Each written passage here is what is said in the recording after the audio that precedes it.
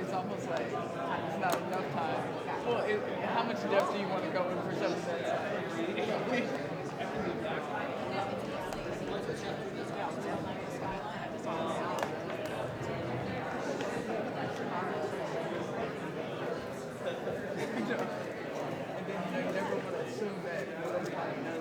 Hello, everyone. We're ready to begin. I want to thank you all. Grab a seat, get your coffee, get your breakfast, grab a seat. We're ready to begin. I want to welcome all of you to the first curriculum conference. I'll begin by introducing myself. My name is Philip Redeschel. I have several titles. I'm an associate professor in the School of Accountancy and the W.P. Carey School of Business at ASU. I'm a university dean for education initiatives, and I'm the CEO of an internal organization called Ed Plus at ASU.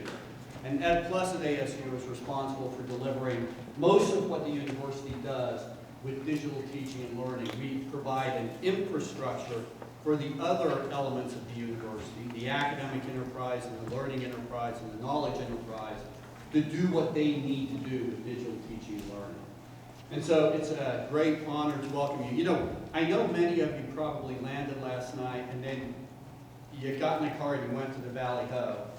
And then you came here, and so you probably think that you landed in a little bit of a different planet. So let me explain first off what SkySong is, and I'm going to be very brief.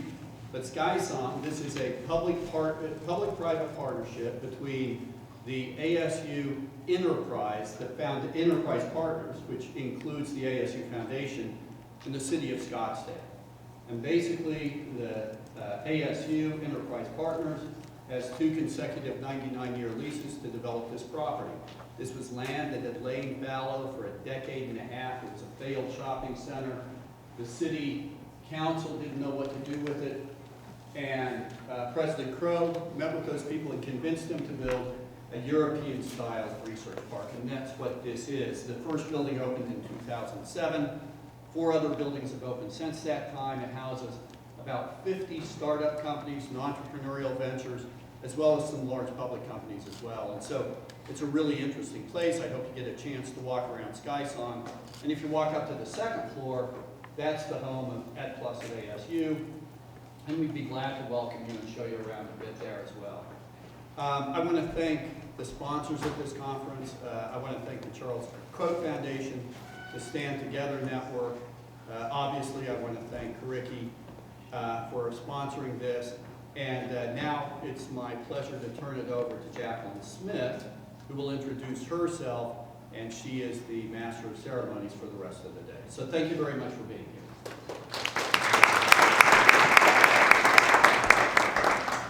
Thanks, Phil. Good morning, everyone. As Phil said, my name is Jacqueline, and I will be helping to move us along throughout the day. It's really nice to be with such a dynamic group this morning. We have entrepreneurs, investors, directors of foundations, K-12 practitioners, and higher education professionals all together to talk about open learning throughout the day.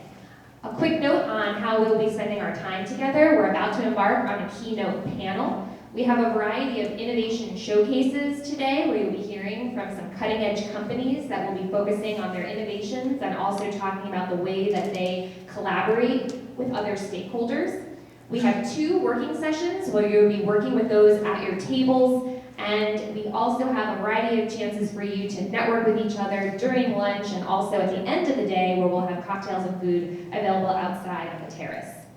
A couple of quick logistics. You should have received an email from Abby with a link for Uber vouchers. If you didn't, please check with someone at the registration desk to get you that information. The restrooms are located outside down the hall, close to where the main entrance is. If you're looking to get on Wi-Fi, there are small business cards on your tables that have those instructions. And lunch will be served later today at about 12:15. And as I said, as a reminder, at the end of of the day, there will be a reception outside on the Skysong terrace and patios. Please be on the lookout for that. So today, the theme is really all about forging new partnerships, forging new ways of collaborating with people in the room here, and really embracing the ways we can increase how organizations consider adopting and contributing to the open learning movement. So we hope that you will focus your energies today on exploring possibilities, creating, designing, and advancing. And you may decide to set aside discussions about policies and politics and really focus on the most imminent opportunities for collaboration and design. So to kick off with these important themes of collaboration, we are about to hear from a fantastic panel. Our panelists today include Michael Crowe, the 16th president of Arizona State University. Michael joined ASU in 2002, and he has been spearheading ASU's rapid growth and groundbreaking transformative effort, making ASU one of the world's best metropolitan research universities. Scott McNeely co-founded Sun Microsystems in 1982, and he served as the CEO and chairman of the board for 22 years, during which he steered the company from a startup to a legendary Silicon Valley giant in computing infrastructure, network computing, and open source software. He also co-founded Curriki as a way to provide open educational resources to support and advance education. And finally, Ryan Stowers is the executive director of the Charles Koch Foundation. Ryan partners with education entrepreneurs to remove the biggest barriers that hold people back from fulfilling their potential. When he joined the foundation 15 years ago, the foundation was working with a handful of colleges and universities, and under his leadership, they now work with over 300 innovative educational organizations.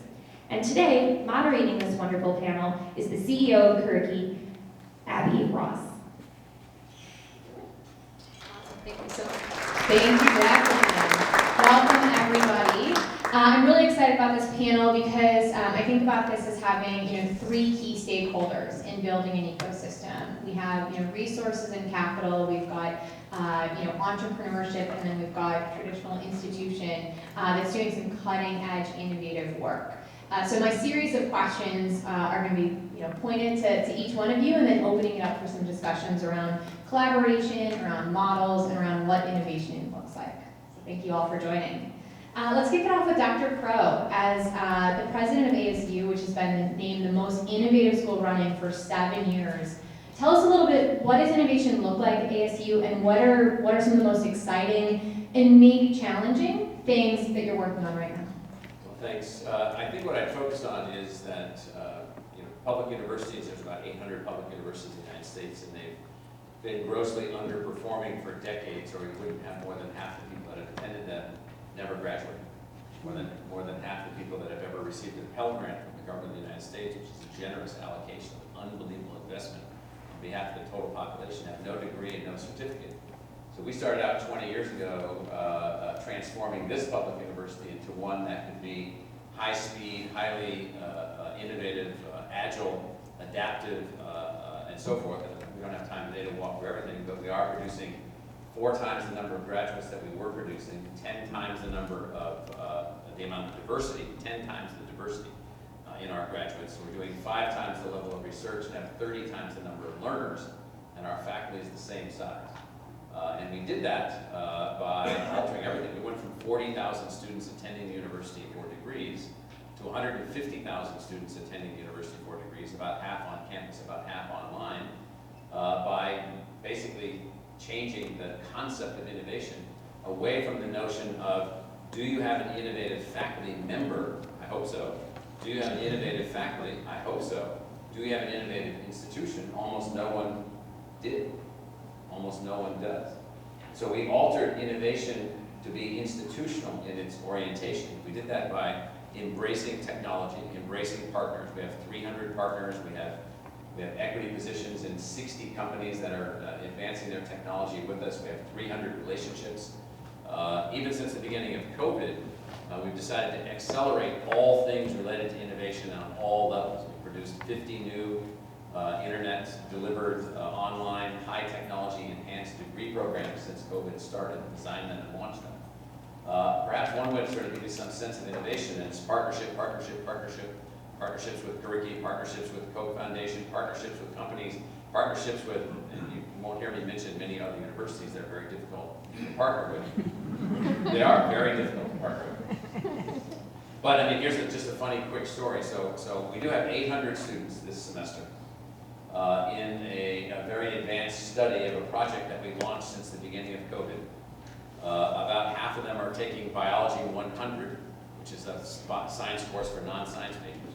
About half of them are taking Biology 181, which is the intro course for biology majors, so science majors. Their labs this semester are not on Earth. Their labs are in virtual reality off the Earth in an alien zoo built by an unknown species, filled with thousands of other species gathered from around the galaxy, designed by an Earthling named Steven Spielberg. You go to this alien zoo for your lab. Your lab for these classes then produce the results that we believe will be consistent. 3 grade level change in your learning outcomes. 3 grade level changes. No more F students. All F students become C students. All C students become A students, and all A students become master learners in biology.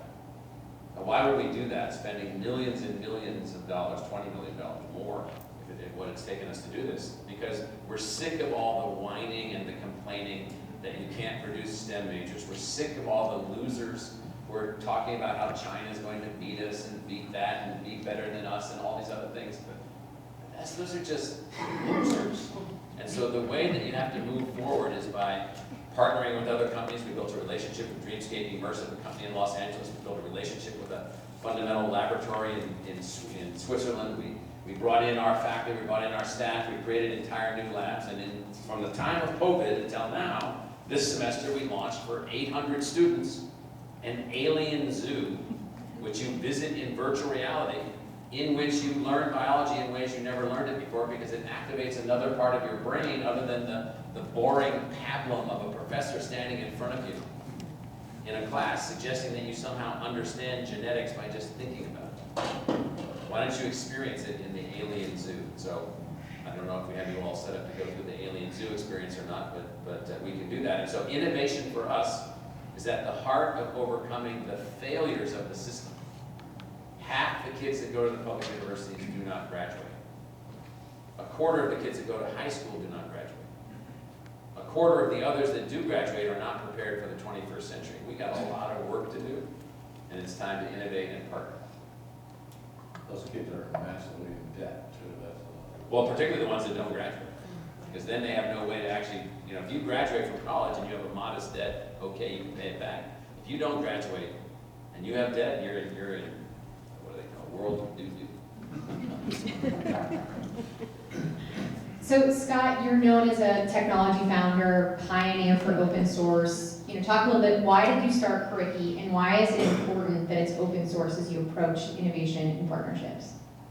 Great. A quick little history on Curricula. We started at Sun Microsystems, and we open sourced most of our IP at Sun. We were a top 40 R&D spender in technology space, and we were open sourcing. People thought we were nuts, but we thought sharing this core internet technology and computing technology was the best way to attack what our natural tendencies towards monopolies in technology. The market tends to tip in a direction, and it can either be an open source like TCP/IP, or Java, or Linux and Unix, or it can go to the Wintel monopoly, or it can go to the Google or Facebook or other oligarchy kind of monopolies that are a little bit of my economics professor is here from Harvard. You'll get to hear from him a little later. I did a thesis on antitrust. And excessive market power is the warp in capitalism. So having all that background and seeing what happened in the computer industry, we looked around at the computer industry. We wanted to collect all the OER in the world, all the open education resources, and put it on the Curricula library. We did it. We got 250,000 pieces of stuff. It was like Lego blocks from 250,000 different companies. None of them snapped together, none of them fit, none of them worked together. It was just a collection. So about 3 years ago, the team looked at it and said, we got a bucket of junk. We got YouTube videos, we've got PDFs, we've got virtual textbooks, which are as boring as a regular textbook in its own way. So Bill was actually the first one to say, hey, the only way we can get things to work together and stand on each other's shoulders of innovation is to have an authoring tool that expresses APIs that everybody can share, open APIs, and to put a reference implementation of that API for that authoring tool out to the world on GitHub for free, no strings attached, full on open source. So we said, all right, the only way we're going to deal with the oligarchies, and the oligarchies also include government school systems and government universities, you have to have a zero barrier to entry. It's got to be free. It's got to be open. There's got to be zero barrier to exit through, so that people don't feel like they're going to get trapped. Because let me tell you, if you get trapped in Khan Academy, you're trapped. And they control and own what happens next and all the rest of it. So we went out and we were a little late. We launched Cricky Studio about 6 months after the lockdown. I don't know after the lockdown, but after the lockdown, and boom, we hit the market really hard with a product that nobody else has that's free and open and all the rest of it. What it is a PowerPoint kind of product, no programming required, very, very easy to use, very easy to self-train, although we'll train you if you need it. And you can, instead of creating an inner presentation that's leaning back, it's an interactive experience. You bring your audio, video, text, and images. The better the media you bring, the more exciting the experience, but then you author the scope and sequencing and interruptions in that experience so that the kids don't fall asleep, so that they're engaged, so that there's leaderboards, so that there's gamification, so that we can add in 3D and AI and machine learning and achievement portfolios so kids can grow their accomplishment assets and own and control them in a secure, blockchain, immutable, private, encrypted. I own it. The university doesn't own it. The government doesn't own it. The testing agency doesn't own it. The teacher doesn't own it. I own what I did from the time I was, K grade. And so we're building that experience out there, and our whole goal is to try, very simple. I was talking to Fredo about this. I said, all we want to do is help the world pick some very simple decisions that don't cost anybody anything so that we operate better. And we had to go into the auto industry. I thought it was brilliant that we all decided in America to drive most of the time on the right-hand side of the road. Imagine if it was, bigger decides. Like the trucks are going to decide which day we're going to drive them. It doesn't work. Imagine renting a car and wondering at a moment, where's the brake pedal in this thing? Right? Standardization around open APIs where nobody owns it. Ford doesn't own the patent on where the brake pedal is versus Chevy. And that's what we want to build is a open architecture. We did it with Java, we did it with Unix and Linux, we did it with TCP/IP and Sun. This is the fragmentation addressing issue that has not been solved at all. And everybody's out innovating, but if you don't innovate on the same side of the road, it's called a wreck. And so that's sort of what we're trying to get at here. This is a great institutional answer. This is hopefully a great architectural answer for some of the challenges we're facing. Well, they can blend. They're totally compatible. Thank you. So Ryan, as the Executive Director of the Foundation doing work in education and innovation, how are you thinking about the role of philanthropy and resources to entrepreneurs, to organizations working to solve big problems in learning technology? Yeah, no, thanks, and thanks for, it's inspiring to be among so many who are thinking along the same lines. This is really exciting to be part of it. When you think about it, what we're experiencing right now is the greatest period of transformation education's ever seen, certainly in our lifetimes. And so the momentum and the excitement and the groundswell of change is inspiring, but it's just not enough. And some of the problems that Michael pointed out We've lost trust in the key institution of education where over a third or less than a third of students in the current system have faith that they're going to leave with the knowledge and skills they need to be effective in the workplace. So as much as the groundswell is working and the momentum's with us, it's still not going to be enough. And so I think the role that the investor can play, and I think philanthropy fits in this, but there are other forms of capital, the role that we can play is really building a movement, is catalyzing more innovation, identifying those who are closest to the problem to create bottom-up solutions that will empower people to reach their greatest potential. And I'm sitting next to two of these movement leaders, and I know there are many out there in this audience that are stimulating movements. Just as an example, you think about what groups like Kuriki and OpenStax, I know OpenStax is here. Think of the movement alone that they've brought about as a result of opening up in a highly adaptable, digital, free, open way. They've saved students over $1 billion. And I know the number's a little bit abstract there, but I know it's $1 billion or above. That's incredible.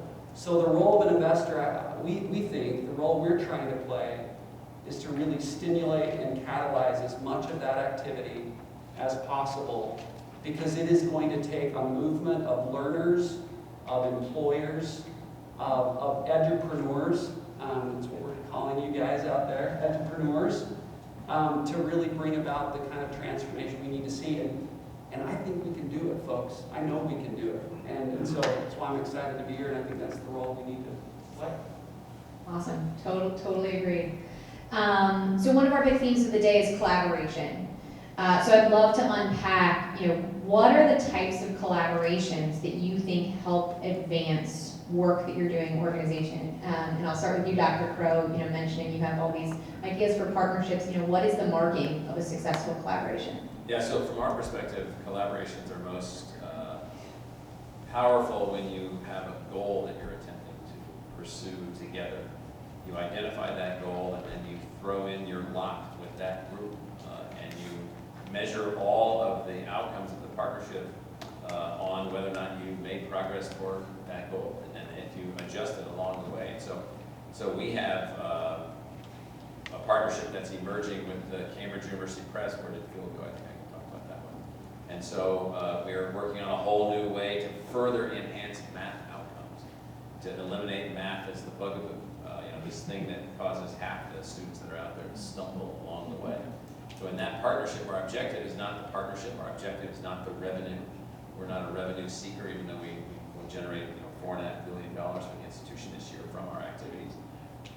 That's not our goal. Our goal is, did we eliminate the math barrier for everyone that we came in contact with, and then did we facilitate, and it could be all put into these systems across blockchain, across your entire life, and we empowered everyone with math to this extent possible.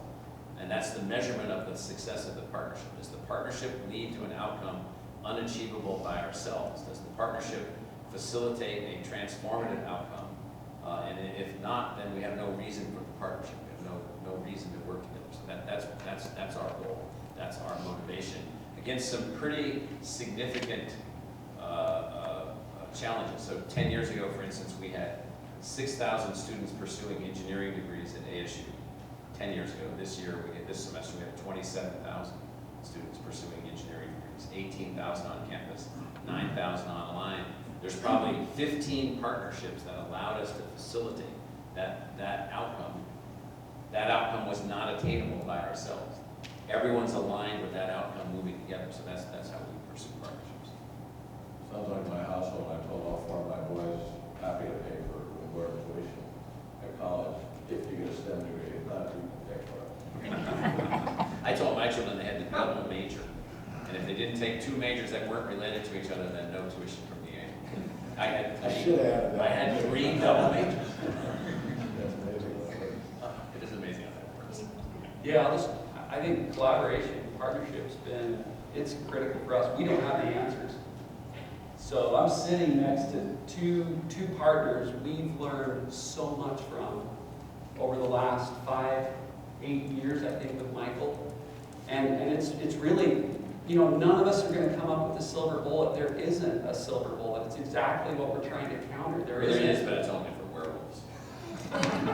There's not a one-size-fits-all solution, right? And so, by nature, the only way we're going to solve this problem is identifying partners with aligned vision, with complementary capabilities that can help us come up with dynamic solutions for the modern-day dynamic individual learner.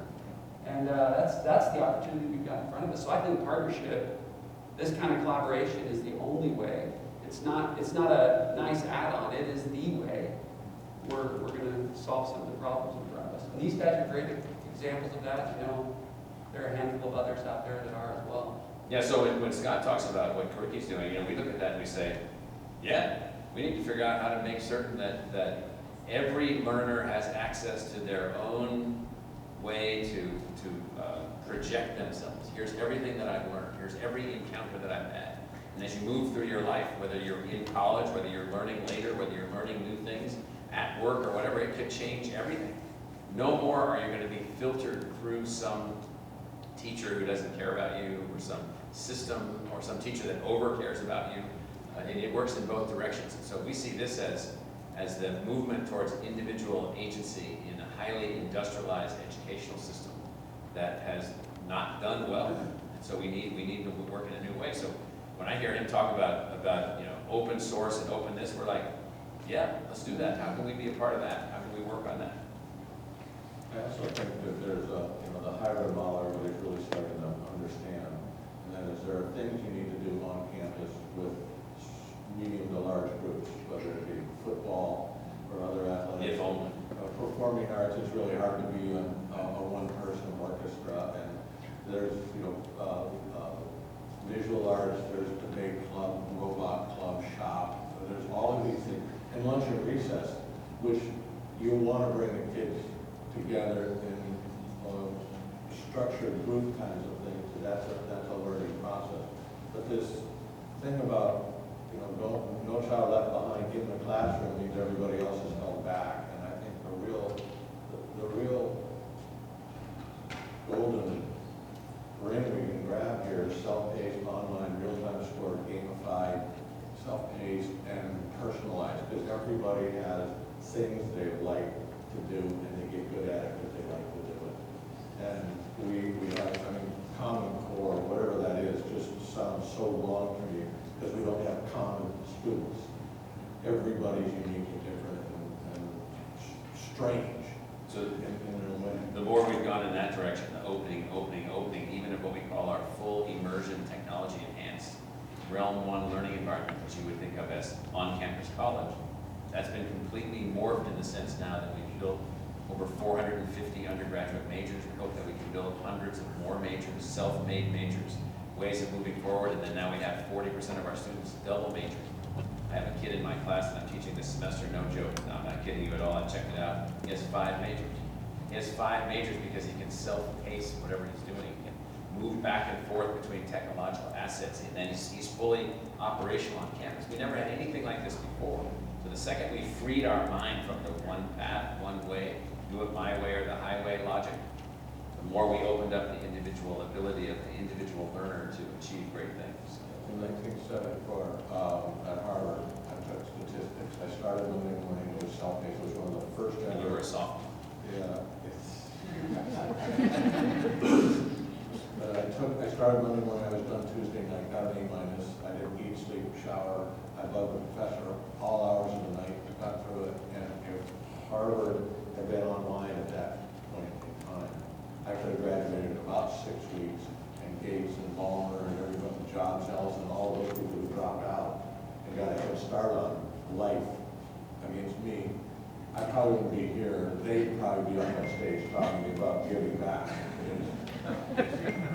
Literally, we're holding back people from their passions, their expertise, and their life's mission by not letting them get through what they need to learn and go out and actually contribute. So it's about this big change. I was just going to say what they're talking about, and I think what we've underutilized in the past is learner voice. It's the agent learner model that Michael's been driving here, but the talk about collaboration, we should be collaborating more with the actual learners in their individualized ways and identifying what they need. Other industries have figured out how to go to the individual in that way. Why can't education? And so I think that's a huge missed opportunity. It's one that we're catching on to, but we've got to ramp it up.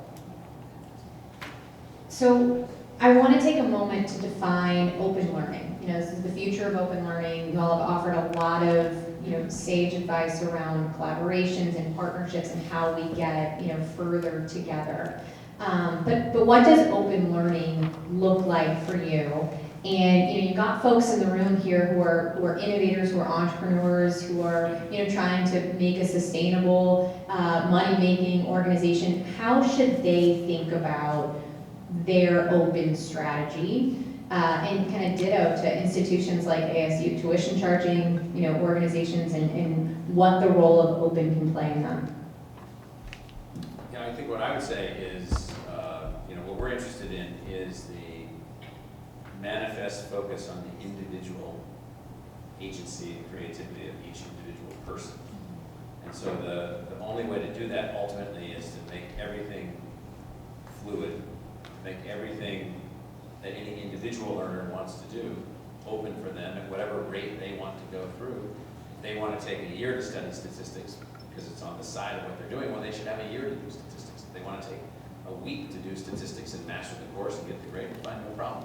And so what we're constantly looking for are tools and devices and systems that allow us to personalize the learning experience, to individualize the learning experience, to allow multiple levels of the learning experience to go on at the same time. And we're also not throwing out the traditional classroom. Just some people, that's a very powerful thing for them. So we're trying to create an environment in which you have a unique set of pathways where any individual can find the way that optimizes and maximizes their individual pathway to learning. How do you do that within a university? We're not 100% certain, because there is a big sociology to a university, both on campus and online.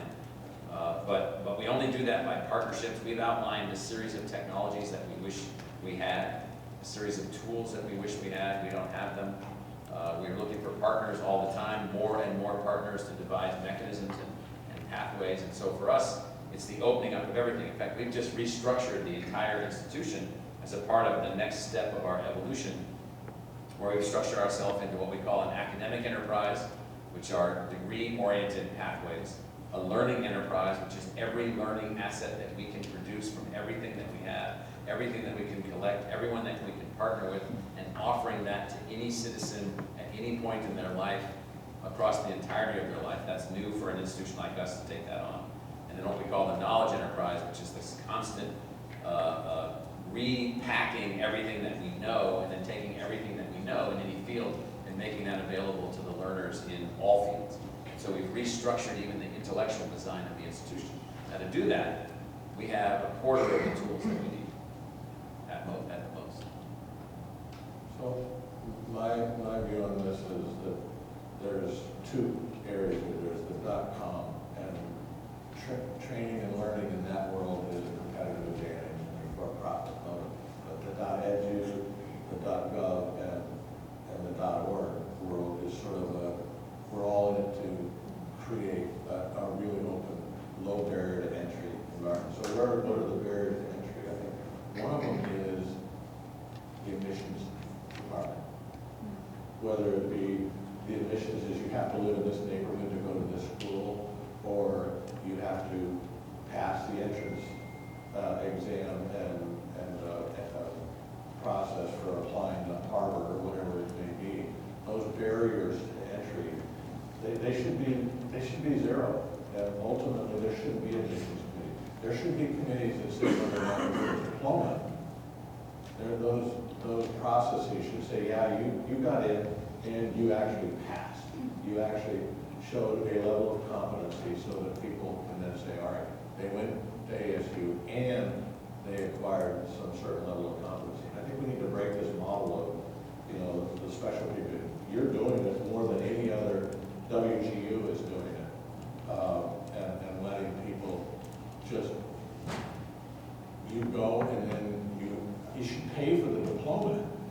pay to get in or pay to be. And ultimately, you should pay based on how much money you make later, because I think one of the most important roles of education is to allow everybody to be self-determined in their life and not be reliant on somebody else. So that's a big deal. The second thing I think we need to do is and I'd love to hear your comments, Ryan, on this, is I'd love to see philanthropy get a little more aggressive about being open. And there's I'll just say Khan Academy raises $60 to $100 million a year. They're incredibly proprietary. You have to go to their site, you have to register. They don't allow their IP, whether it's the infrastructure IP or the actual content, to be free or open or shared or approved on. It is their way or the highway. And I met with a couple of their board members and I said, we went to them and said, why don't you use our authoring tool, use our APIs, use our source code. We won't charge you a penny, and get open with how, so that people can go from Khan Academy to Stanford to ASU to their corporate government or whatever without any new registration or identification, or have a common AI machine learning data ocean that we're learning from, have a common access to your achievement program. And they said, no, I had to sign it as a board member and founder of Curricula. I had to sign I had to sign a non-disclosure at the door when I went in to go see Khan Academy. And so my question is, why do donors donate to organizations that aren't all about being open? And I actually ran out of steam on this, but I tried to go to all the donors and say, don't give money to any .edu, .gov, or .org that isn't open sourcing all of their IP in their organization, so we can all stand on the shoulders of everybody else. And I think the donors could actually change the world if they said, I will not donate to you unless you open source all of your content and intellectual property to any other .org, .gov, or .edu organization. Think of the unleashing of all of this technology. And the problem with investing in Khan, and I'm just picking on them, they're not all of them, they're most of them are this way, is you have a velocity of 1 on your donation. You invest in a company like Curricula, the velocity is infinite on your donation and the access and reach. So that's another part of openness that nobody thinks about. I think the way we think about openness is very similar in that, you know, when you think about access in a broader context, what are the barriers preventing the learner from getting access to the type of knowledge and skills they need based on who they are to kind of help them reach their full potential? And so a lot of our investments are pointed on breaking down those barriers and identifying those opportunities and reducing the costs when someone does go down a pathway that doesn't make sense based on who they are, reducing the cost of pivoting. Because I think that ends up being a barrier in and of itself, because people get so far down a certain pathway or down a track, it's too costly to pivot, or there are other cultural reasons why they're stigmatized if they go a different way. So we're systematically looking at all of those barriers. And look, I understand the issue that Scott's raising. I don't think we have the answer. I mean, we've shied away from requiring the type of approach that Scott has outlined. We're supporting the Khan Academy on a variety of different fronts. Our approach is to really stimulate the market, and we feel like by getting more and more innovation, I think some of the cooperation and collaboration that Scott's pushing for, that I think is critical, I think it's important, will come about. And whether we can be the one lever that makes that happen or not, we haven't figured that out yet. But we're working hard to remove barriers that are preventing people from reaching the learning that they need to reach their potential. And we're learning as we go. That's love for you to expand on that. When you probably meet with tons of organizations, entrepreneurs that have ideas on how they can improve learning outcomes. What have you found are some of the most successful ways in which organizations and entrepreneurs approach innovation, breaking down those barriers, speed, that excite you? Yeah. So I'll just use, I know you folks are in the room, I'm gonna talk about one of my favorite projects. Skill Up is a great example of, I think, flipping a lot of things on their head. And I know I could handpick 20 or 30 groups that are represented in the room, but I'm gonna talk about Skill Up. I mean, you think about what they did, they honed in on an immediate problem, workers that had been displaced as a result of COVID.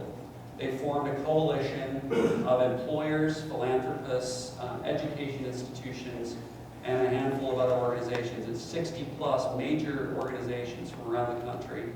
They created an app technology that allows the learner, or in most cases a worker that needs to be upskilled, to go to the app, go through an adaptive process to discover who they are first, what their aptitudes are, what their weaknesses are, and then connects them with a learning opportunity that then connects them directly into a job. And the seamless process as a result of partnership that we talked about before, and working together, groups that have different capabilities, the result is in a short amount of time. I mean, they've helped over 700,000 people get placed in a much better position than they had been with or without COVID. And so it's just a great example of getting employers involved, because employers involved sending a more direct demand signal back into the system that can help learning institutions tweak what they do in order to better equip people to get prepared for what they need. That kind of, those silos need to go away. We need to think about learning and work and lifelong learning in a completely different way. I think Skill Up's a great example of what's possible if people work together on it. That's a fantastic example. So one of our, some of the things that we're going to do today is we have some working sessions. So we're going to be kind of talking about the ecosystem of learning technology, talking about drivers, barriers, players and partnerships, and resources. One of the things and then we're going to design an ecosystem for innovation. One of the things I'd love for kind of attendees to get your perspectives on are, what are some really exciting models of an ecosystem that's arranged around an organization, and what should folks in the audience here use that as an example as we enter into discussions? That's a hard question, but I think the one thing I would say that's difficult for people that are involved in educationally oriented or learning technology oriented innovations is they don't understand the 1,000-year-old institutions, some of which are 1,000 years old, that are in academia, the almost 400-year-old Harvard University. There's constantly this rhetoric, oh, those guys are going away. That's a foolish concept. Those guys are not going away. They're going to morph and they're going to change, which means then that in learning technologies and educational technologies, what you want to find are partners, both the private sector, the .org sector, the .edu sector, who are in it for the long haul, like Scott was. I mean, they're in it for the long haul. This is a long-term process. And you have to be willing to enter these things. We found this with all the partners that we have in a phraseology that we use called design-build mode of thinking. You design your idea and you start advancing. You launch it into the water as soon as possible. If it sinks, you design something else. If it sinks again, you design something else. You just keep going and going and going, altering your design as you're building your learning technology or your education technology. There is no panacea. There is no, I've got the silver bullet, as we heard earlier. There is no, I've got the algorithm, everything's going to change. And there's all these people running around thinking that they have that.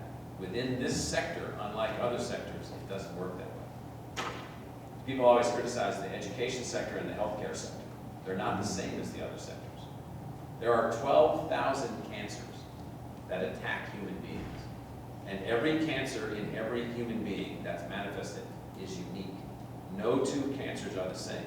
How could it ever be then that that sector could work like any other sector?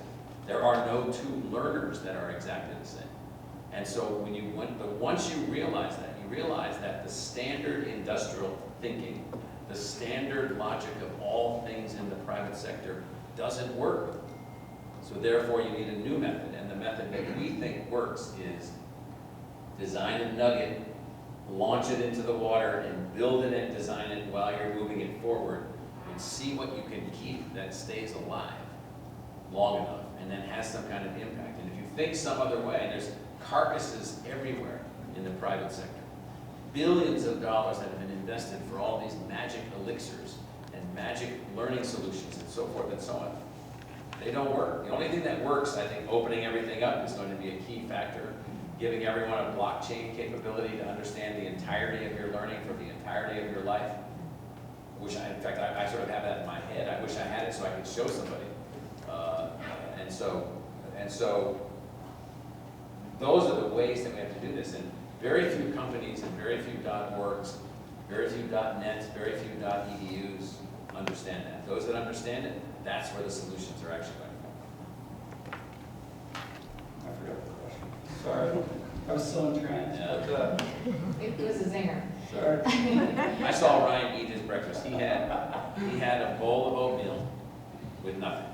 Hey, there was brown sugar on that. What did you put brown sugar on?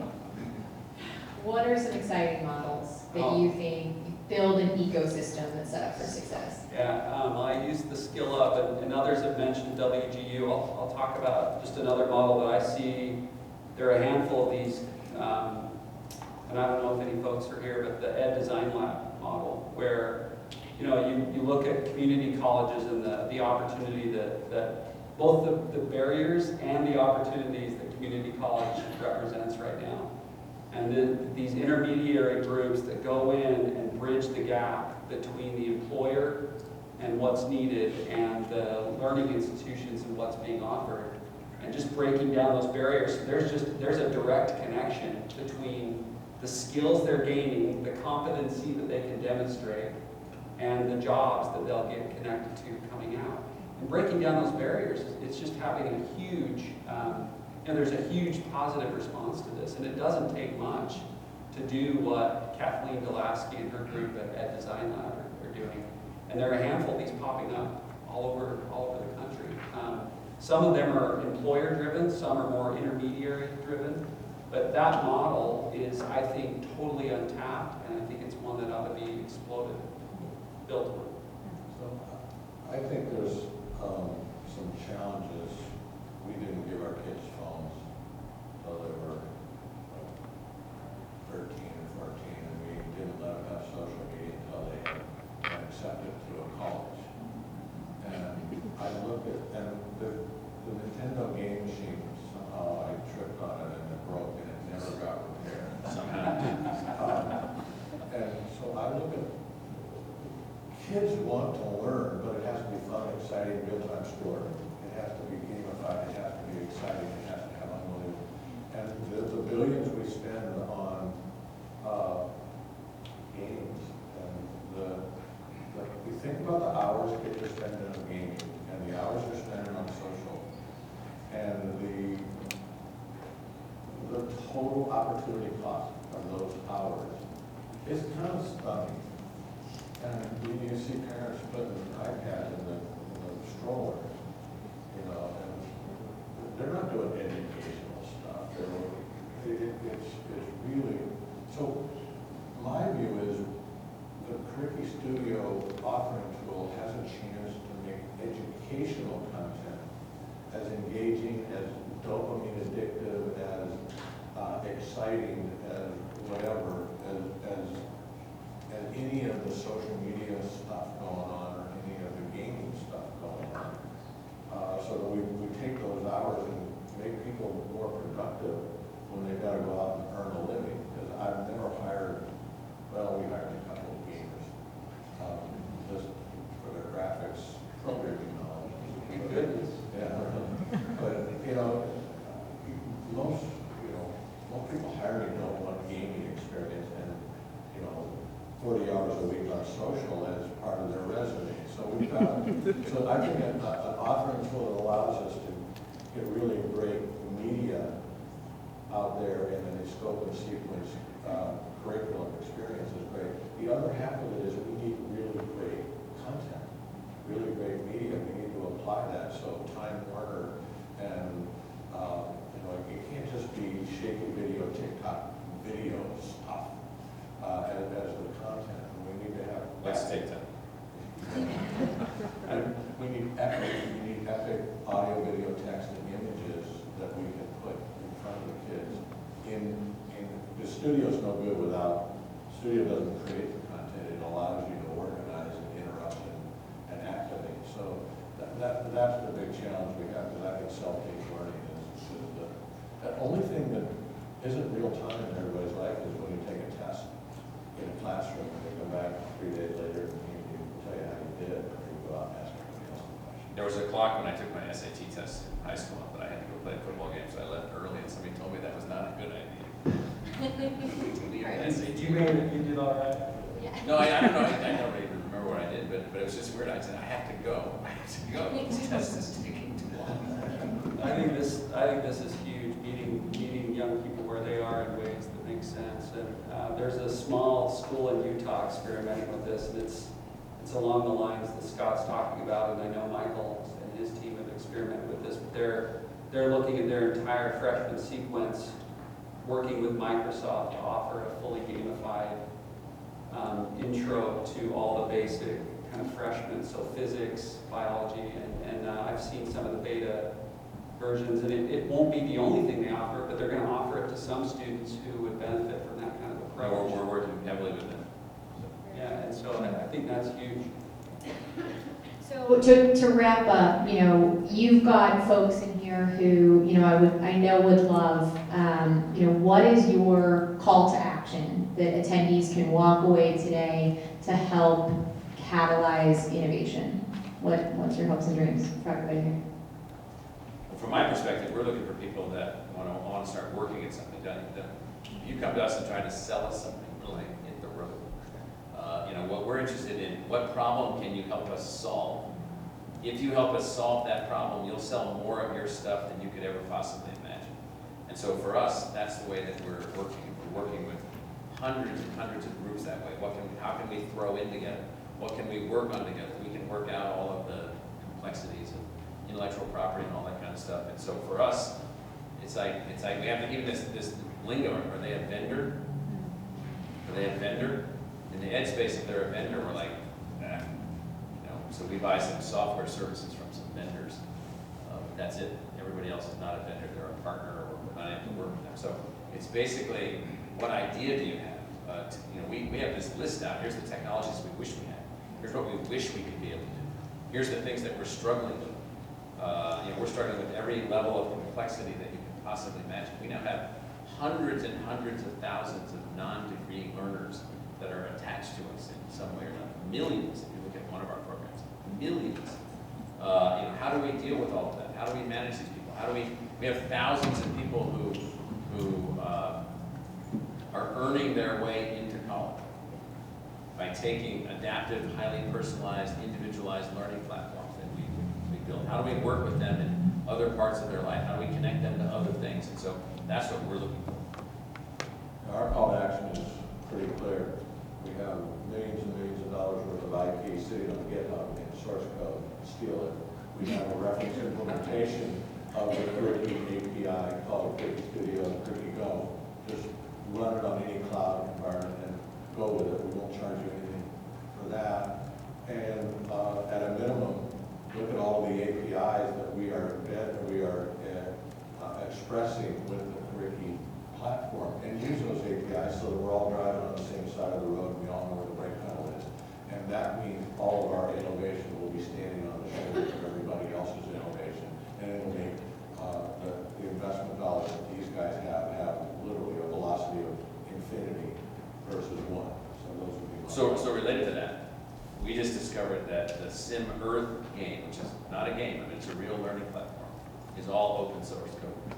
We just had a donor give us $1 million to take that open source code and now develop a Phoenix-centric Sim Phoenix that will now become a learning tool throughout every place that we can connect it to in an open source evolving code that will not just be the game Sim City.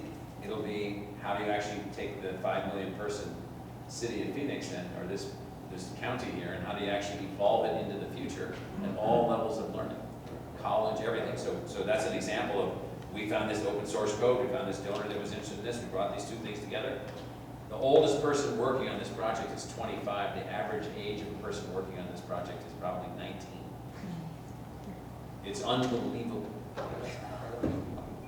I think my call to action would be to think about us as potential barriers. The way that we think and act about education can be a barrier. We all came through a system that was one size fits all, highly standardized. And the risk of not challenging ourselves to rethink is that we tweak at the margins, or we only make things the kind of status quo marginally better. And instead of thinking maybe a little more radical, a little more transformative. And the biggest opportunity I think we have to think totally differently is all around individualization of education. And the biggest step I think we miss is helping learners identify who they are as they create a pathway, so that they can build a pathway based on who they are. And I think that the bet is that the outcomes, if we can crack that nut and help people really discover who they are, and then gain the knowledge and skills based on who they are, what their aptitudes are, how they learn, and I think the potential is limitless. And so that's my call to action. Help us crack that nut, and we'll be banging at your door. Right. Well, that'd be different than my second half of the 4th grade. My dad was stationed at a naval base near Chicago in the Great Lakes. I went to an elementary school in North Chicago, Illinois, and my teacher was named Mr. Trioli because I talked back to him about why we were learning things. He had a ruler that when I was somewhat pleasant, he would smack the inside of my hand. And when I was nasty, he would smack the outside of my hand. Where it really hurts. And so I remember even in the 4th grade just imagining, why can't I go my own way? Why can't I read what I want to read? And we can learn this stuff in different kinds of ways. He would just smack my hands with this ruler, telling me I need to shut up my little mouth. And so, which I never did. Yeah, look what happened now. I'm just happy that no more 4th graders have to go through Mr. Trioli's treatment here. So. What do you mean? That's what motivated you? He was really. Well, thank you all so much. This was fantastic. A great way to start the day.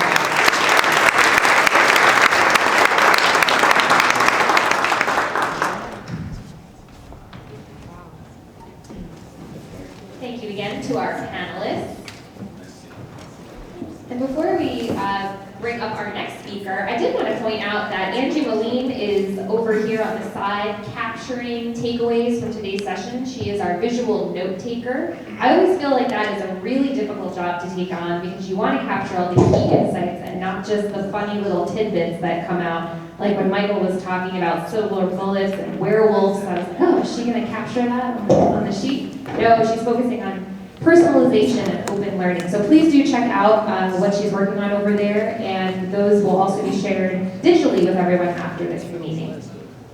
So at this time, I'm really happy to bring up Bill Redeschel, who has 50 years of experience with systems, software, and networks, and has a long career mixing technology, education, and media. He's been an executive at Sun Microsystems, AOL, Xerox, and McGraw-Hill.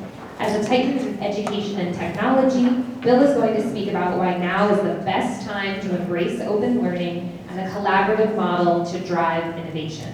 And he will also introduce the Kuriki team. So come on up.